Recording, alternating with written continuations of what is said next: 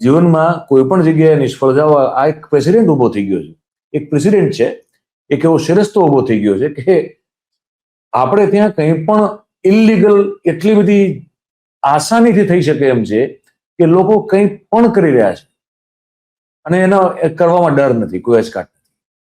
એક પ્રદીપ ગુરુજીના નામે ઓળખાતો છોકરો છે, યુવાન છે, રાજકોટમાં. એ ભાઈનું મૂળિયા રાજકોટમાં છે. રાજકોટમાં પેલા ભાઈ યોગ ક્લાસ ચલાવતા હતા. રાજકોટમાં યોગ ક્લાસ ચલાવતા ચલાવતા એમને ત્યાં કંઈક પ્રશ્નો ઉભા થયા. 2018ની સાલમાં આ ભાઈ પ્રદીપભાઈએ આત્મહત્યા કરવાનો પ્રયાસ કર્યો.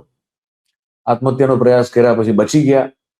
એ આત્મહત્યાનો પ્રયાસ કરતા પહેલા ચિઠ્ઠી લખેલી, આમાં 7 લોકોના નામ કે ભાઈ આ તો મારા ભક્તો હતા, અમને મને દાન આપ્યું હતું અને હવે મારી પાસે દાન પાછું માંગે, એ પ્રકારની વાત કરીને આત્મહત્યાનો કપાસની દવા પીવાનો પ્રયાસ કરેલો. પછી બચી ગયા. અને બચી ગયા પછી એમને એમ સૂઝ્યું કે યોગ સાધના અને યોગ દીક્ષા બરોબર રાજકોટમાં નહીં થાય, એટલે સુરત આવી ગયા.